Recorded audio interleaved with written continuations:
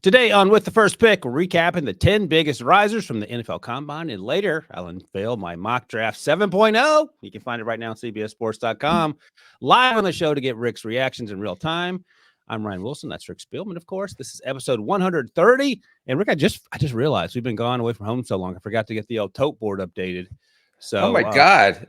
How could you forget that? I can't believe it. This is the first time in With the First Pick history, but I'll give you a hint as to the player. It'll be a layup, and then you tell us how many days there are. Reminds you of Ray Lewis. How many days we got to the 2024 NFL draft? Well, I would know it because I'm still stuck on Chris Spielman, number 54, when we were sitting in Devo's the undisclosed location to do the last podcast at the Combine. And then yesterday we didn't do one, so that would be 53. And then today, I would imagine there are 52 days until the 2024 NFL draft. 52 days. Crazy. All right, well, let's get to it. We're going to talk about these risers, mine and yours. If I had to guess, mine are probably better than yours, but we'll find out together. And mine might be better than yours because I'm starting because I stole your guy, JJ He McCarthy. stole all my guys, but that's fine. Hey, you can't beat him, join him, I think is how that works. No, yeah, it's just like in the draft meetings. All of a sudden, a guy has a late round free agent grade on a guy, and I always love that guy. Yeah, sounds like our meetings with Pete Briscoe, too. I was late to the JJ party. I admit it. Before the Combine, I talked with you and Debo about going back and watching his third down throws from 6 to 10 yards, and they were incredibly impressive. He's among the best in the college football. 5 touchdowns, more than 72% completion percentage, big time throws, so on and so forth. And then we talked to him, and he only made things worse in terms of me liking him even more. So 6'2.5", 219, 9-inch hands. You don't care. He threw at the Combine, which checks the box for you, and he threw pretty well. I do care that he threw at the Combine because he was the only one that wanted to go out there and compete. And when he went out there and threw, and probably that even sold you more on the kid. Right. I'm assuming. You didn't care about the 9-inch hands. Those are plenty big enough is what I meant. You did appreciate him throwing. Yes. So I'll just lead with this, and I'm going to jump ahead a few segments here just to get your reaction on this. So my mock draft that came out hours ago, fresh off the press on Monday, March 4th, I had JJ McCarthy going 3rd overall.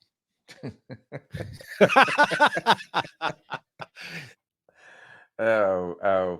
Now you're off the JJ bus. Mission accomplished. Boy, is this hard for me.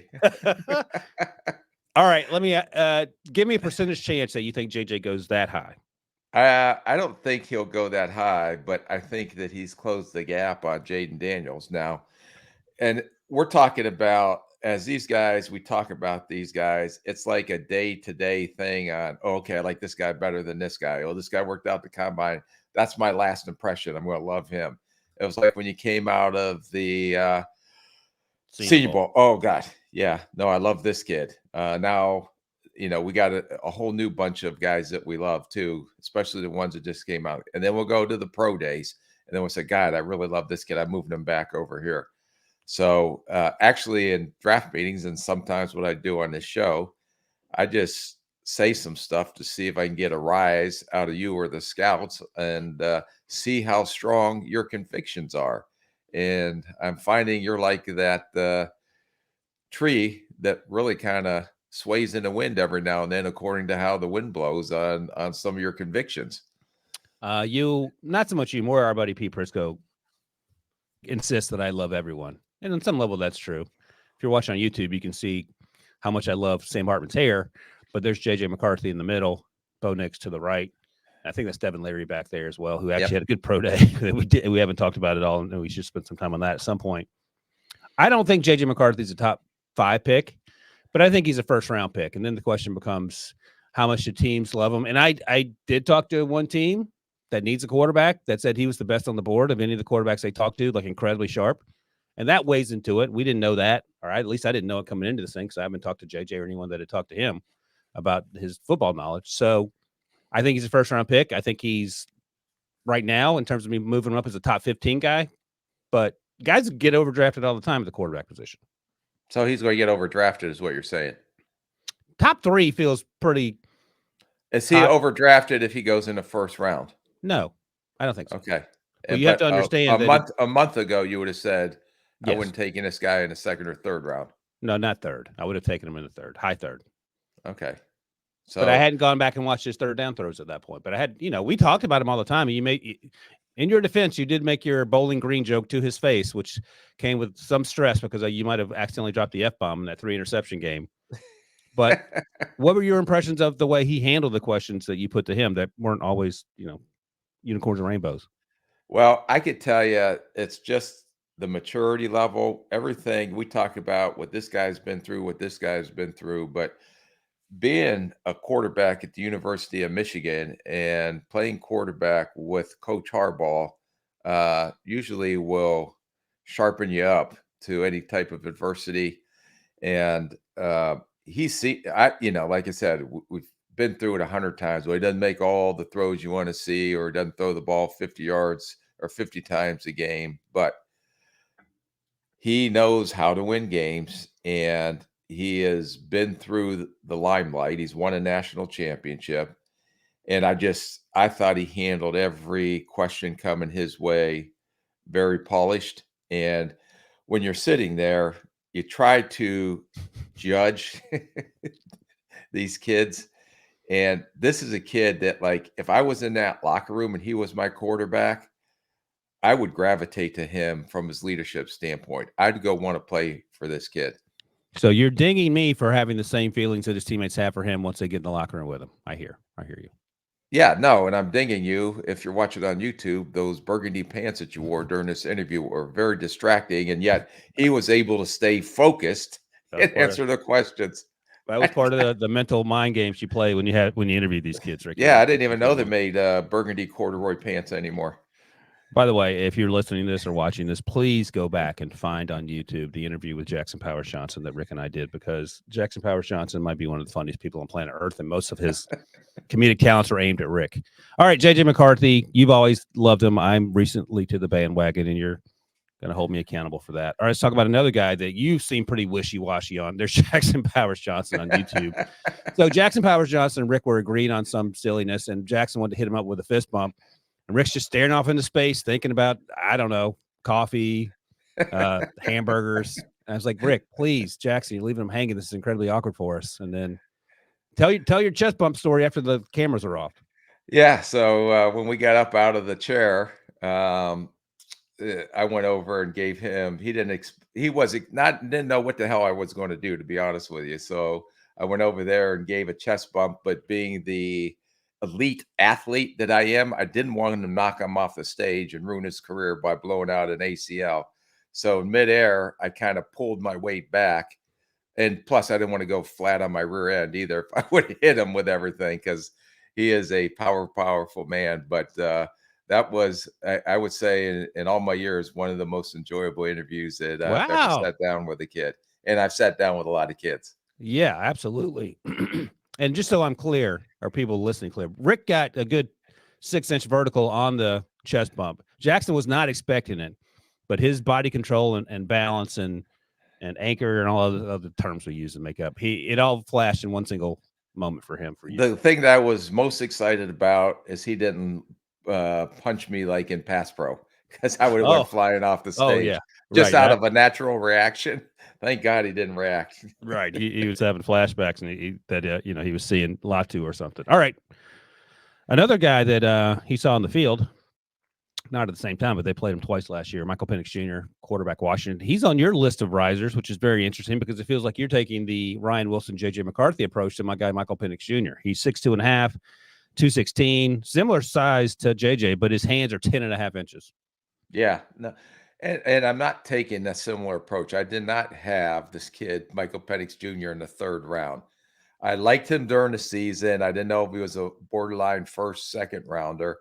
I think with what he was able to do at the combine, and why I would think that someone may potentially trade back into the first round, or maybe at the bottom first round if he doesn't go sooner than that, is to get that fifth-year option, like I did when we wanted to go get Teddy Bridgewater, like Baltimore did when they wanted to trade up in the fifth to get that in the first to get that fifth-year option on Lamar Jackson. But this kid, from everything that I heard, passed all his physicals with flying colors. Oh, good.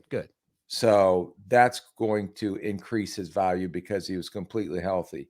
And then besides JJ McCarthy, I thought Michael Penix Jr. put on the best display of throwing out of any quarterback at that combine. The way the ball that came out of his hands, the velocity on the ball, the touch, everything you wanted to see a quarterback do. Like I said, I don't put as much emphasis into, okay, he missed this throw because it was a 5'8" receiver that he's thrown to a 6'5" receiver. I don't care as much about the accuracy as I care about the rhythm and timing and the drops and the release and how the ball comes out of his hands and the velocity on the balls. And can he put touch on the ball? And I thought that Michael Penix Jr. passed all that along with the medical, along with at least what we saw on stage when we interviewed him with flying colors. So if he was a borderline first, second round pick, I would not, because he had a bad last game, whether it's his fault or not, in the national championship game. That was the last game of everybody's impression. He was okay down at the Senior Bowl, but it didn't blow you away at the Senior Bowl. But now he's continuing to ascend, and I can definitely see someone falling in love with this kid and him going in the first round as well.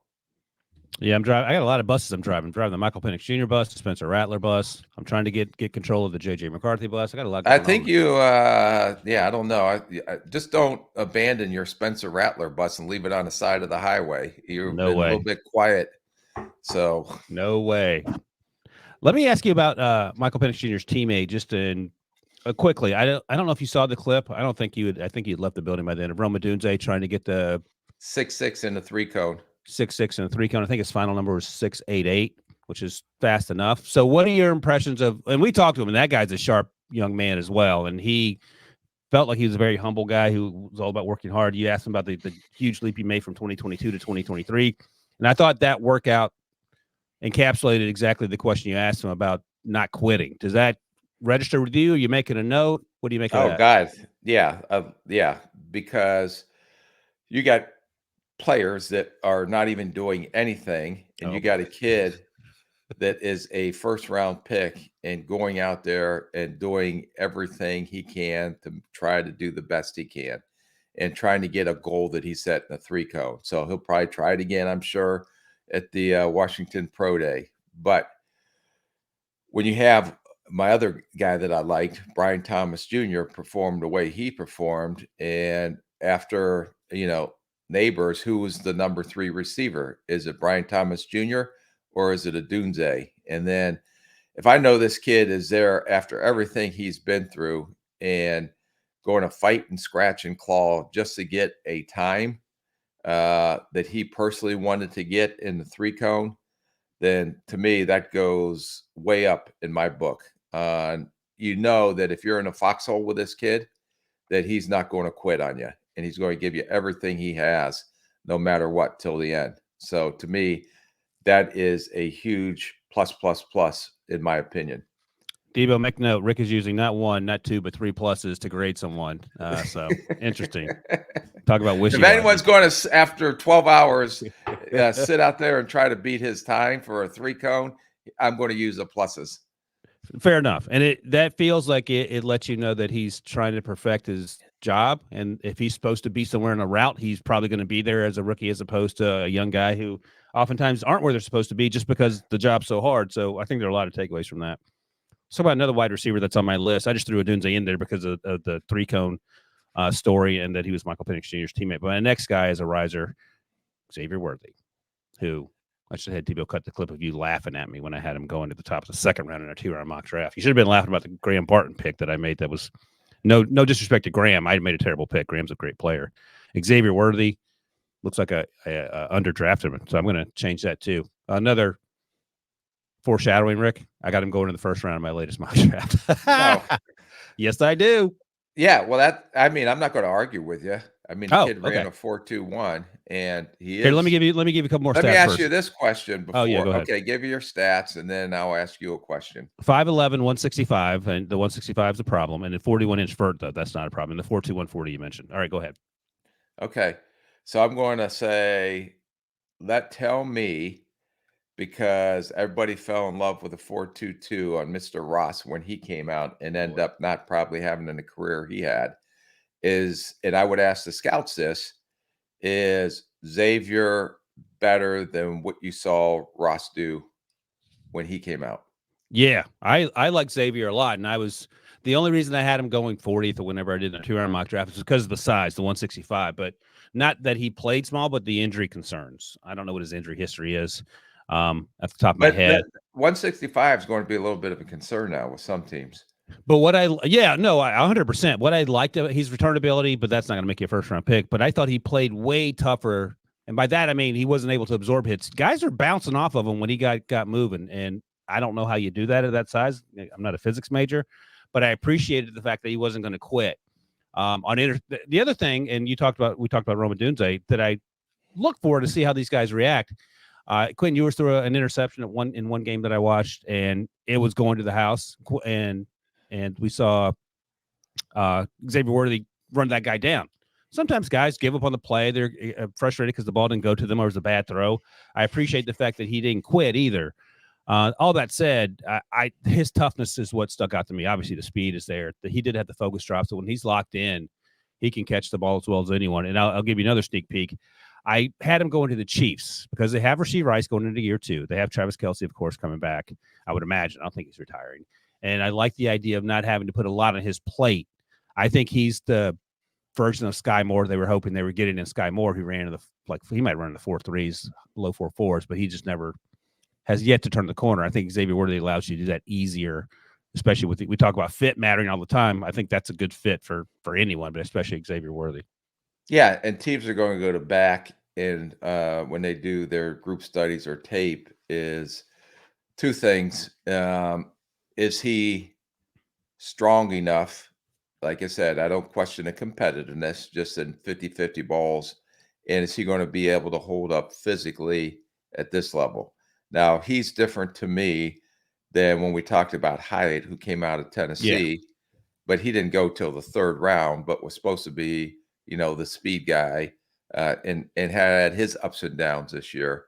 But this guy is 2 gears faster than Hyatt was at the combine. So to give you a legitimate speed. The other question, if you're Kansas City, and I'm just asking this, I'm questioning you as the general manager of the show, and I'm just a scout in the corner sitting next to Debo, who owns the show and is apparently going to sell the show, but that's a whole nother story.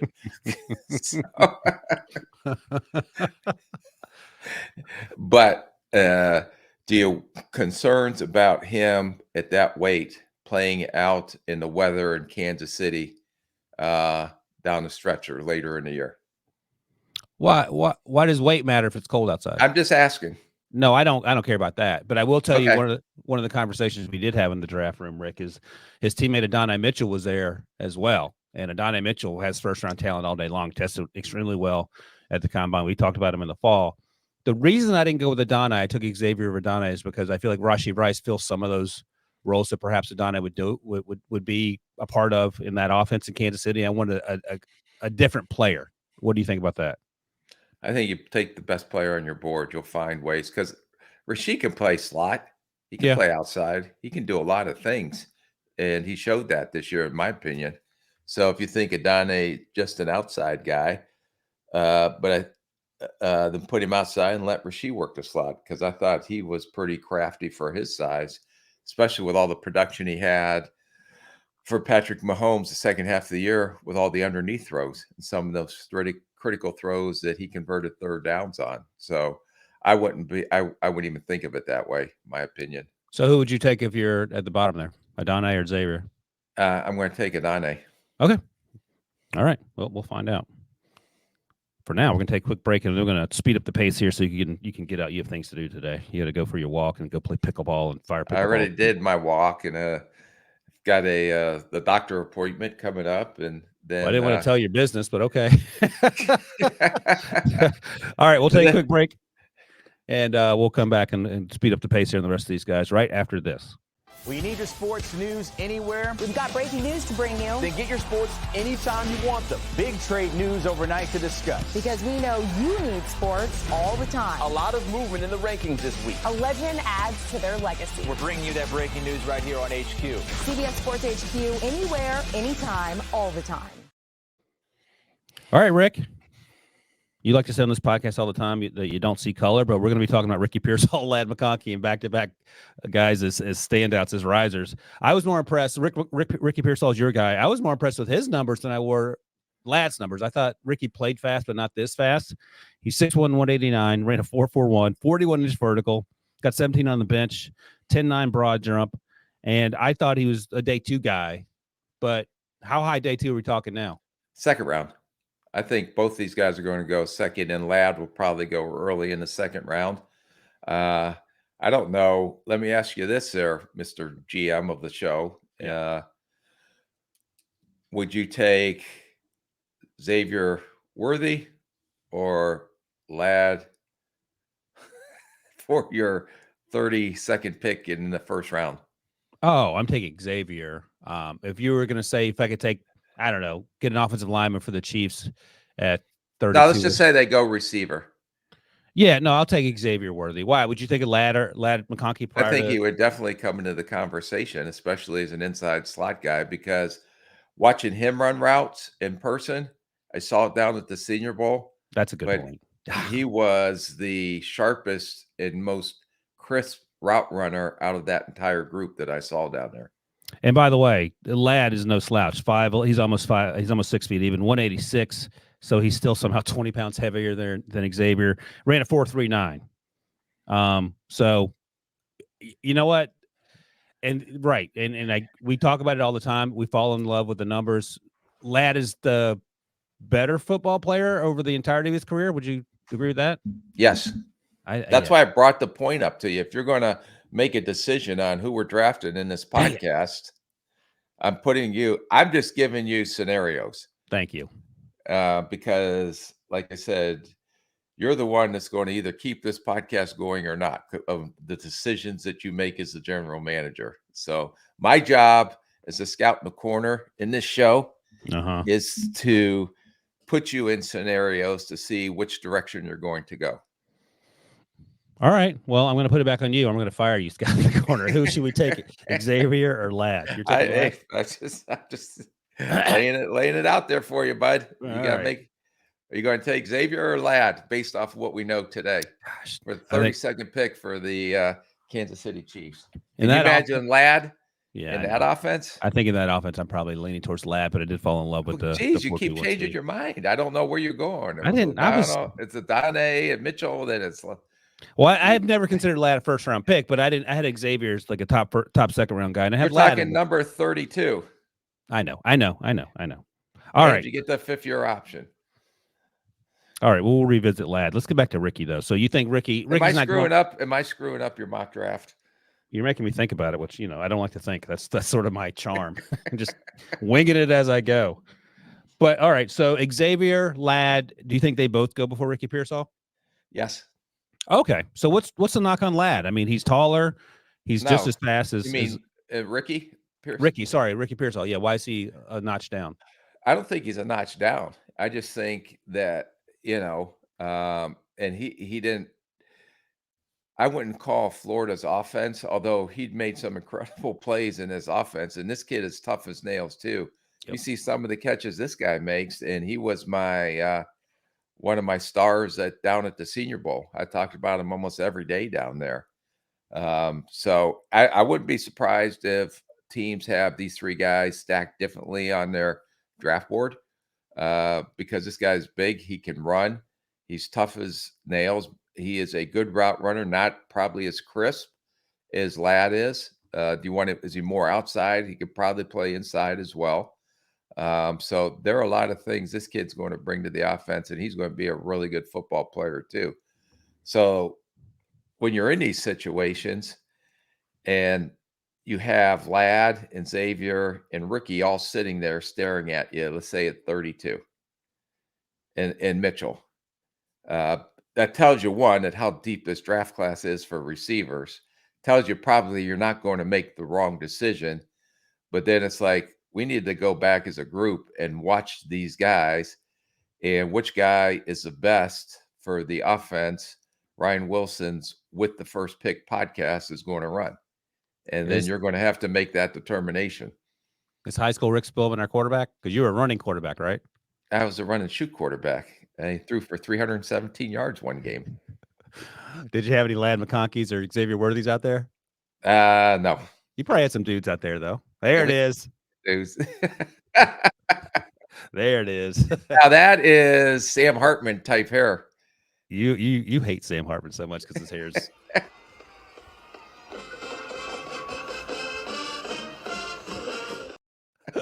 That's Devo playing the fight song from.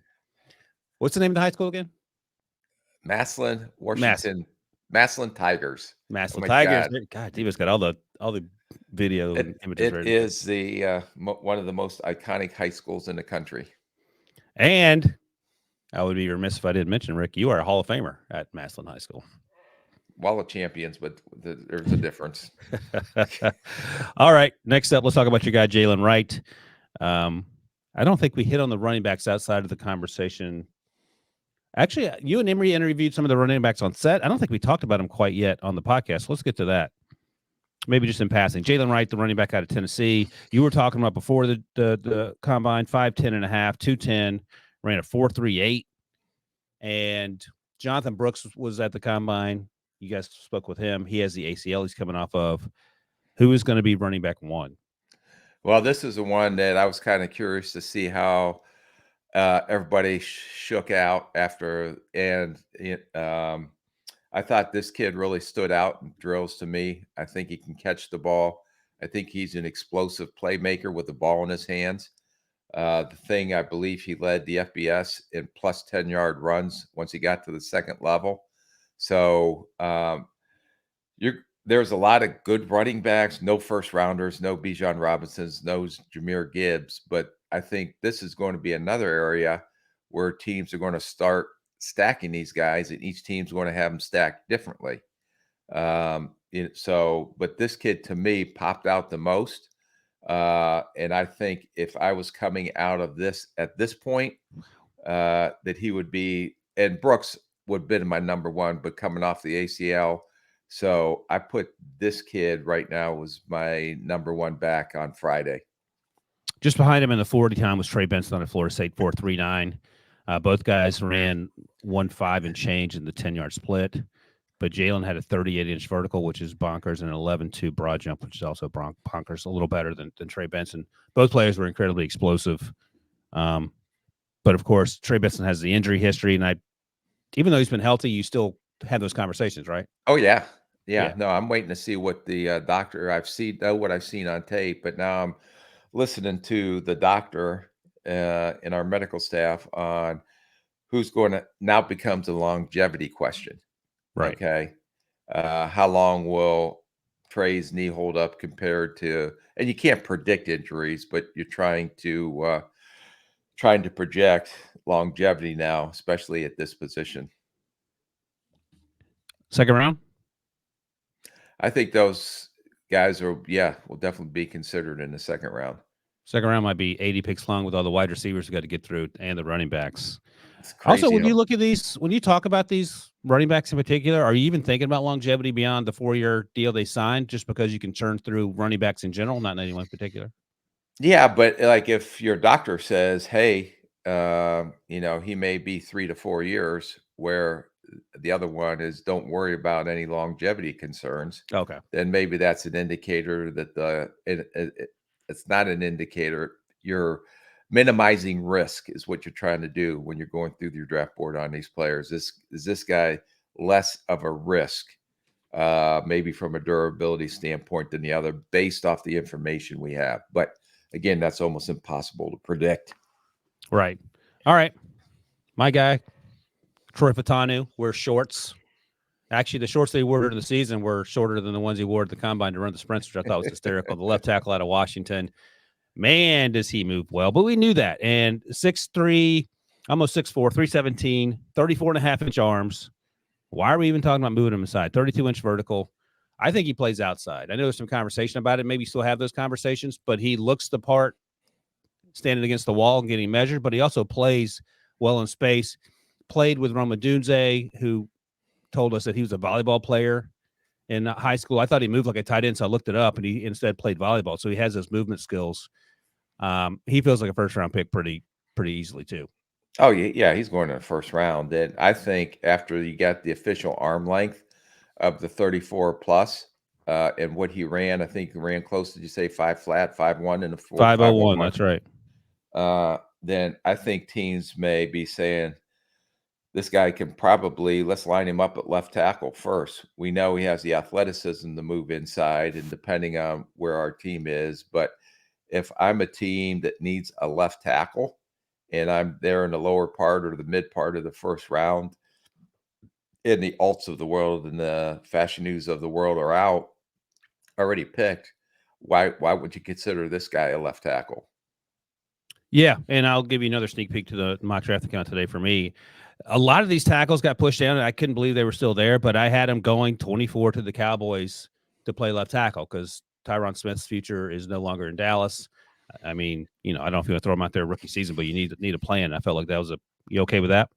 Yeah, but you can also, in Dallas' situation, move Tyler Smith out, who was a pretty good left tackle in college. They moved inside the guard and moved this guy inside. Just get him in the building. The personnel we're getting the best players in the building, then let them sort themselves out. And that's where the coaches come in. What's the best combination of 5 offensive linemen we have, and where do you put them? All right, next Just up. want to point out Oh, yeah, go ahead. over Troy's left shoulder there, the GOAT offensive line coach, Jeff Stoutland of the Philadelphia Eagles. And his jeans. And his tight jeans. Yeah, he's all business. Debo got his shout out in there. Okay. All right, next up, Joe Alt. Somehow 6'8", 321, ran a 5.05, which is moving for him. And Debo asked this question, and they were talking about it on the broadcast. Is it confirmed that he's offensive tackle 1? Because he's not my offensive tackle 1. Well, the only reason I'm saying, again, we're talking about as of today, he completed everything. And Fashanu got hurt. Mims got hurt. So you didn't see that comparison. He is probably may not have the highest ceiling, but the most ready to come in and play day one, and will be a very good left tackle in this league or right tackle, depending on where teams say. Completely healthy. So there is not as much projection as I would say is with a Fashanu or, a Mims. Because Mims was like off the charts, ridiculous in measurables, but he got hurt again. Right. So, but I'm asking you this, GM, and I'm just like a guy. My job here is to put you on the spot and see how you react. Go for it. Is he the safest pick out of him and Fashanu? Yeah, absolutely. And so they're both incredibly young. 10, yeah, both incredibly young. Both incredibly talented. One may have a little more upside. But are you taking, if you're a top 10 team, are you taking the for sure, which, nothing's for sure in this business, but the safest? Let's put it that way. I still lean towards Fashanu, but okay. I'm not going to get mad at either one. Okay. Well, you're going to keep Fashanu on top of our board. Yeah, right now. I don't know what it's going to change. Even if Joe Alt runs a 4.2 140 at his Notre Dame pro day, I probably won't that probably won't change my opinion. But I have them graded right next to one another as well. So one is but you got to make a decision. I'm taking Fashanu. Okay, you're passing Alt. Yeah, I wish you guys had the chance to talk to him. I talked to Alt for a couple minutes. He celebrated his 21st birthday the Wednesday he arrived at the combine. He was saying how he was a tight end for the longest time and had to work with his dad to learn the tackle position, who played for a long time with the Chiefs. So I'm interesting to hear that, you think he's towards the top of his growth already, Rick? I'm just saying he is the most polished. So could he get better? All of them going to get better. But I'm saying technically I can see things where Fashion, especially in the run game, can get better. I know what I see from a technical standpoint with Alt, who I think is the most polished offensive tackle coming out in this draft. Can he get a little bit more explosive or powerful? I can understand all of those things. Will he physically mature more? Yeah, the kid's 21 years old or just turned 21 years old. But when you see a guy that is this polished, I mean, he may not have as high a ceiling because of that. Not that he's not going to be a Pro Bowl player. He may just get there earlier, if that makes sense. Yeah. Any concern about him being 6'8.5" and having to bend? No. Did you watch the tape? He bends. Did you watch the drills? He bends. Just asking for people that are curious. Ryan, just as we're talking offensive linemen, we brought up Mims. Look, our guy Rick is not a small human being. I thought this, for those watching on YouTube, go check it out. Craziest photo of the week. That is crazy. That is yeah. We look like two little kindergartners sitting there. And that's a 5.07 on the 40 for Mims. Yeah, let me see. I have Mims numbers in front of me too. We look like his little puppets. He's doing a puppet show, Rick. 6'7", almost 6'8", 340, 11-inch hands. His hands are almost an inch bigger than our guy, Michael Penix Jr. 36-inch arms. What do you think of a 1-7-8 split in the 10 for this? That's young crazy. Man? Yeah. Yeah, and he might be the best athlete of this entire group too. And there's some dudes that are good athletes in this offensive line class. He may be the most talented down the road, but first thing I'm going to bring up to you is durability concerns. But he got rolled up on in the South Carolina game. Durability concerns. I don't care. Did he miss games? Yeah, yes. Did he miss the workout because he got dinged again? Tweaked his hammy. There is a history. On YouTube, Debo zoomed in on Rick's face, and Rick looks like he's staring death in the face. Look at Amarius. I was in God, this guy could do what he does at that size. All right, let's talk a few more guys out of here before we get out of here and have you look at my mock draft and all that, and you can get on with your day. Rick, Quinyon Mitchell. Before I get into the numbers, is he your CB1 yet? No, he's still CB1B. Okay, I'm not going to push back because Terry Arnold, if you haven't watched that, please go check out that interview on YouTube. Great dude, told a great story to Stacey Dales on the sidelines during his workout. So check out all that stuff. And maybe I'm biased. Yeah, I get it. You know Terry, and I think you told the story in the podcast, but the recap quickly is that you talked to Terry after the Tennessee game and said you have to play better, or you shouldn't be coming out. And Terry didn't take offense to it. He wrote it down and took it to heart, and he said, the next time you see me, I'm going to do all the things you said. And he had 4 interceptions over the second half of the season, and so cemented himself as cornerback 1 or 2 at worst case. Ran a 4.51, but no one on planet Earth cares about that, correct? Well, you care about that, but you look at his shuttles and you look at his explosiveness and his jumps, and then you look at this guy, how fluid he was in the drills.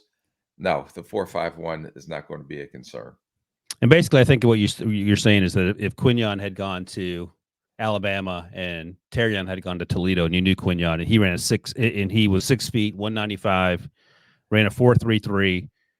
Do you care about the 20 reps and the 225 on the bench press for the cornerbacks? No, I mean it's as long as they don't do 2. Like I don't know how many Debo would do if Debo got up there and 12. I give Debo 12. I bet you, Debo, can you get 225 off your chest? That's the first question, and then we'll go from there. The answer is no. I don't think I can. I 100% can't. Give me the 135. Give me the 2 bars down. Yeah. Why am I hesitating? Yeah, absolutely not a 225. 135. What's the bar? 95? Let's start there. It's 135 with 2 45-pound plates is 135. So the bar is 95. Give me the bar. Let's start at the bar. Can you do 225 still, Rick, this day and age? Yes. Oh, that's where he wanted to go with that, Debo. He wanted us to ask him. Okay, great, Rick. The bar is 45. Yeah. 45, sorry. 45, 45, and 45 equals That's 135. At least I knew that, Rick. Well, you know, it's funny. People, someone commented on the last podcast that we're terrible at math, and we have since reconfirmed it. One other thing I was a math major. I would not say that out loud, given our struggles with math. Something someone else pointed out that, and this is incredibly embarrassing. As I was struggling through the Jordaning word last year, someone's like, you have Randy Moss, just the player, the wide receiver, Moss, the cornerback. So I'll try to keep that in mind. Quinyon Hey, Mitchell by the rarely. way, Oh, I yeah, was go ahead. just going to say, all those interviews that you're referencing throughout this show on the CBS Sports big YouTube channel, you can find everyone from Ennis Rakestraw to Drake May, Jaden Daniels, Caleb Williams. We talked to a ton, over 25 interviews on there now on the big CBS Sports YouTube channel. Yeah, Rick Love, Jackson Powers Johnson, but I think a close second was Terry and Arnold. Close third was probably JJ McCarthy. We had a lot of great conversations. Didn't get a chance to talk to Quinyon Mitchell. I think he did some stuff for our social team. He's an incredibly quiet young man, but great season, great Senior Bowl, great combine. He's checked every box, Rick. Yeah, no, and teams will go back and forth between now and then on, like I said, when they are this close, then it comes down to scheme and it comes down to group studies, watching tape.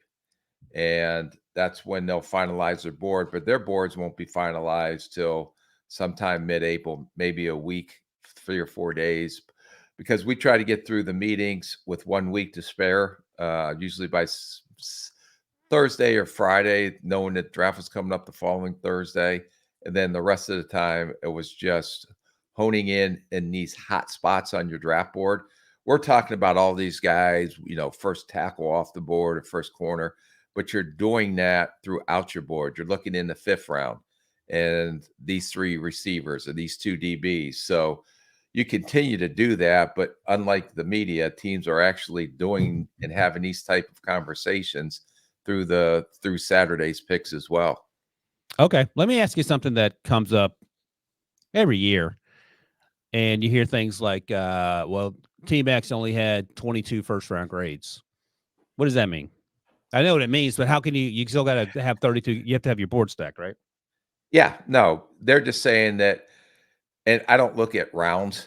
I never looked at, I mean, that's what the media is. And because what is a first rounder? Does that mean he's an automatic starter day one when he walks in? Does that mean he's going to be a Pro Bowler or, a high end starter in the league? That's what technically you're saying a first round grade is. So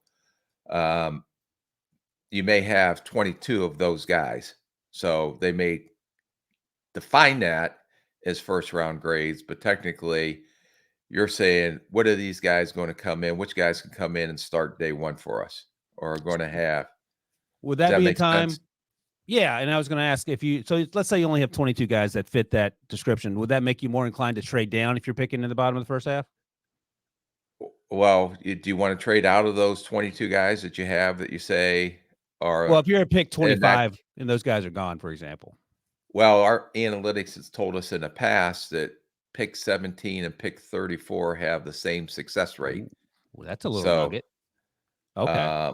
So we didn't trade by everybody does the chart values, Jimmy this Johnson slot's worth. started it, and you Yeah. guys have since changed it, right?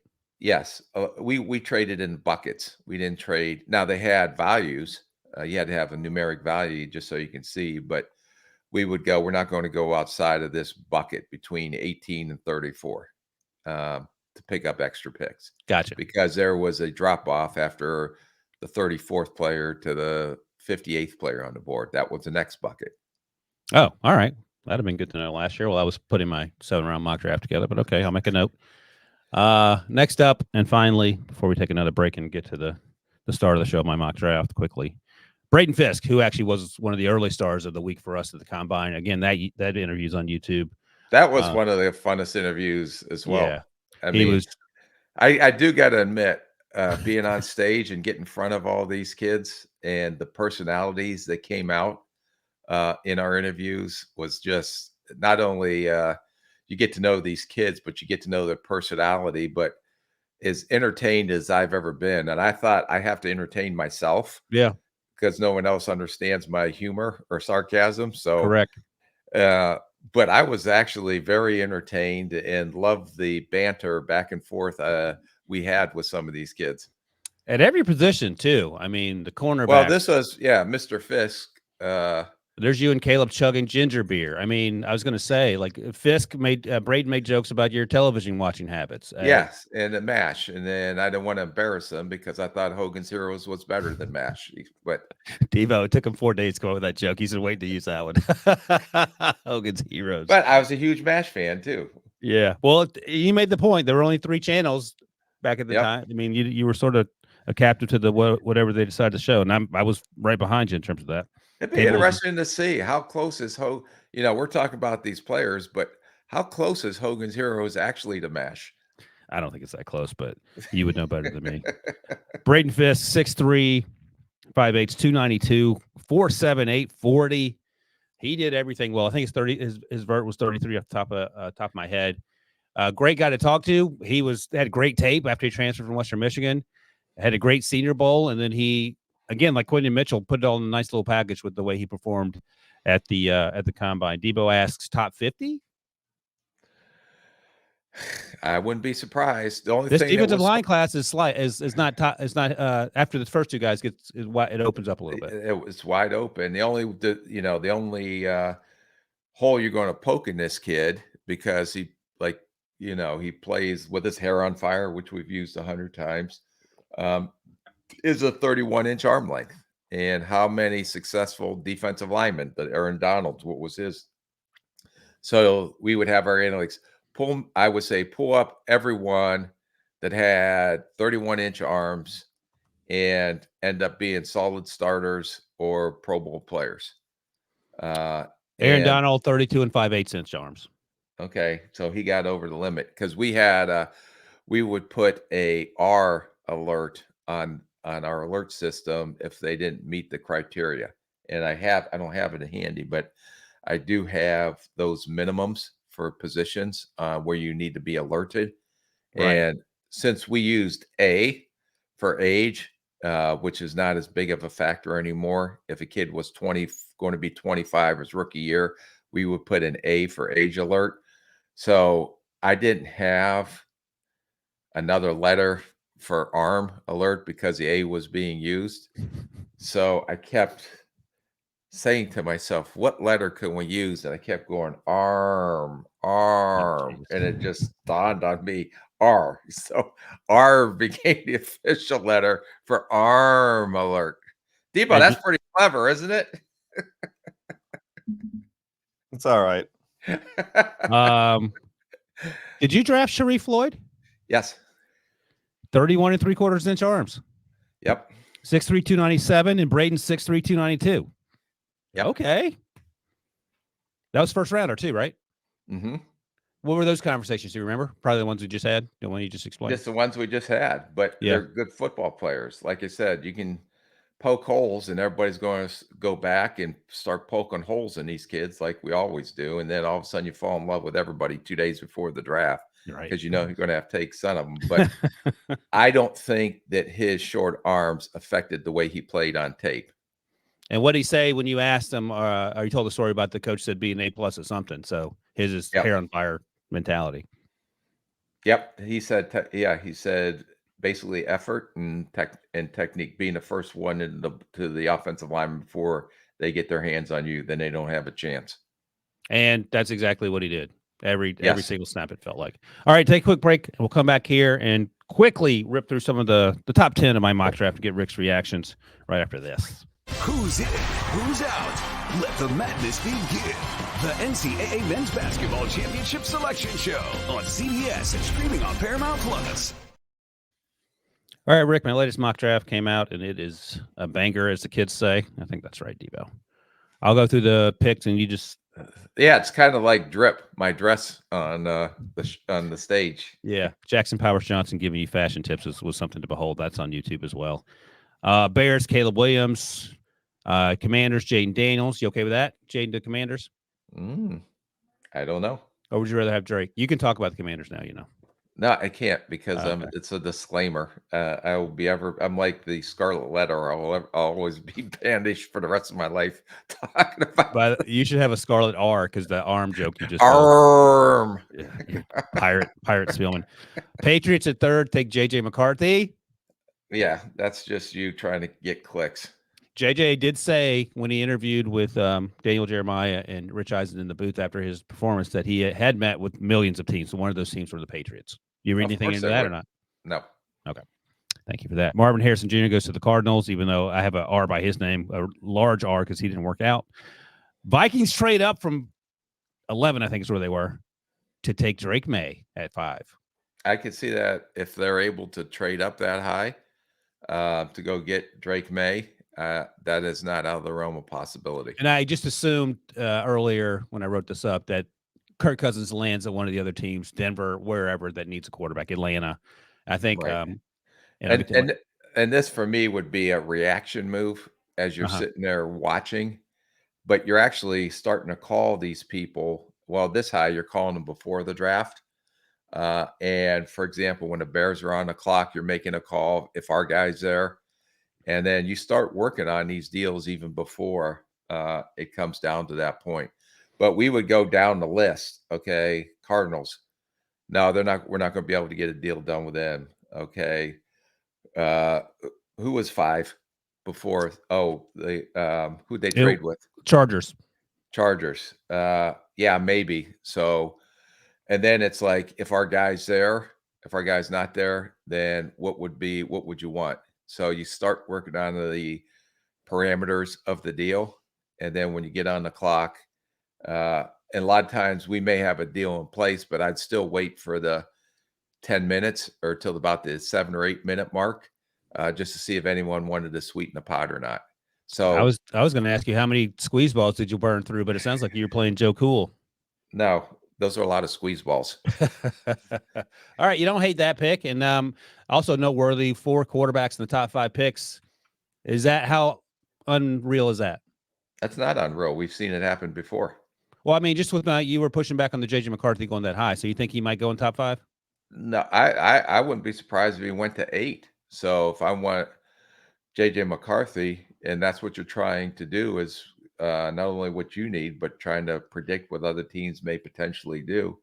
And the way he's been spiraling up, like we always say, ascending, you may have to go in the top 10 to get him. All right. 6, Olafashanu just over Joe Alt, who went to the Titans at 7. Would you switch those, or are you okay with that?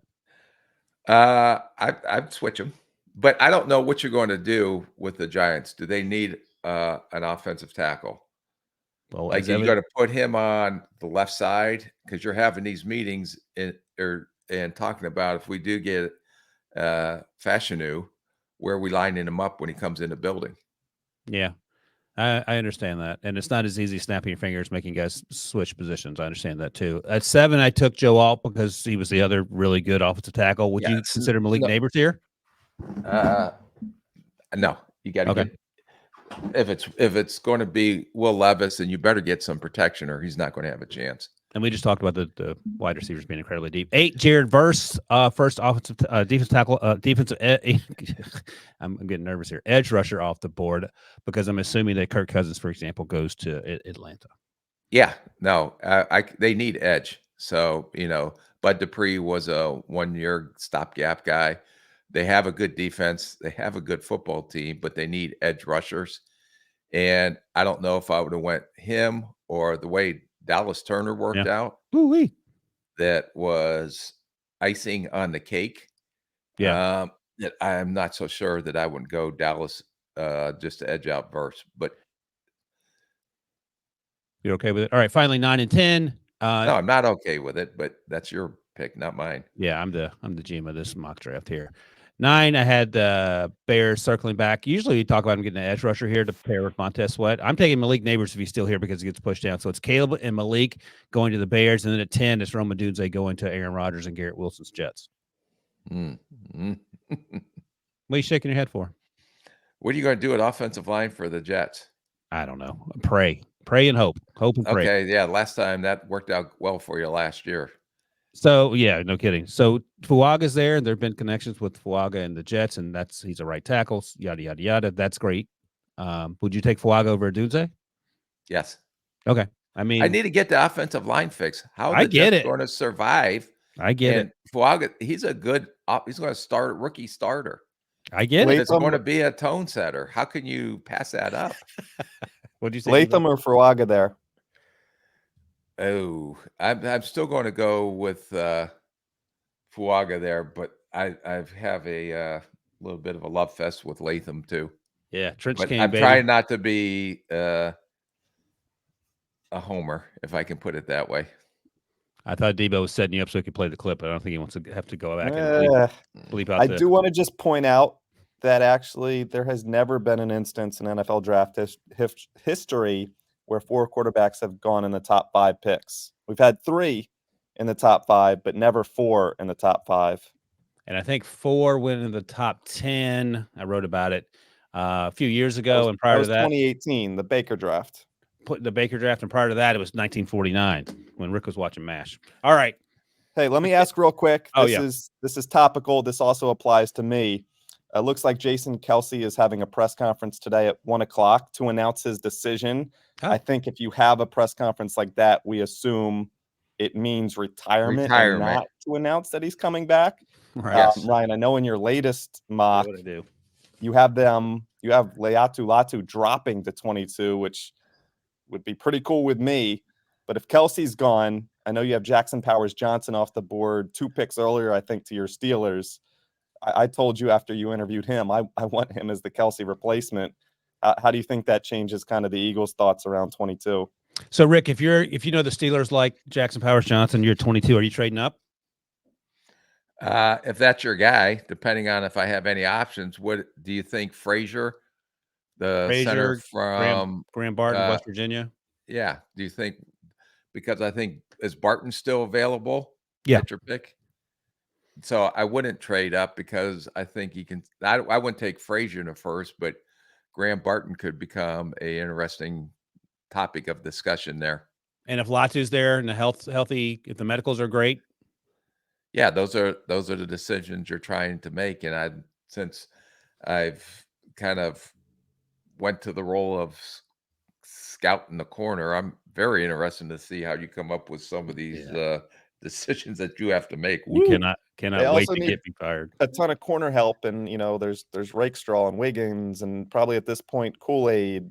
They also have 50 and 53. I was just kind of curious based on that. Where's the depth, and what players what positions will you be able to fill at 50 and 53? Right, receiver, secondary.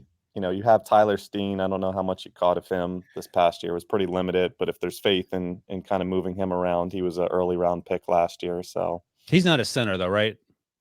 They're not going to move him inside, are they, Rick? Who? Tyler Steen. Oh, the guard tackle from Alabama. Yeah, he's a guard. He's not a tackle. But he's not going he's not going to center though. He's not a center. No, he's not a center. All right. I mean, they got Cam Jurgens. They got Landon Dickerson. They got 15 centers on that roster, Debo. Jeez. Take it easy. All right. Sorry, I'm a little shook right now. That was breaking news during the pod just to prepare me for a couple hours from now. All right. Well, go get your mind right. Rick's Debo, you need to get some sleep. Ryan, you need to get some sleep. You've got a lot of tough decisions to make that I don't agree with right now. You don't agree with anything. Your default, as I said last podcast, is not to listen and disagree and then sort it out as we get through it. You're going to get me fired. All right, that's it. That's a wrap on episode 130. Thanks as always to my guy Rick. Thanks to Debo for producing. Thanks to all you guys who watch and listen and comment. Rick, we'll be back on Wednesday with our guy Charles Davis. Going to up the IQ on this podcast. Going to do a little mock draft. I think Debo said it's a 4-rounder, so get prepared for that. It's not a 4-rounder, Rick. And we'll see you guys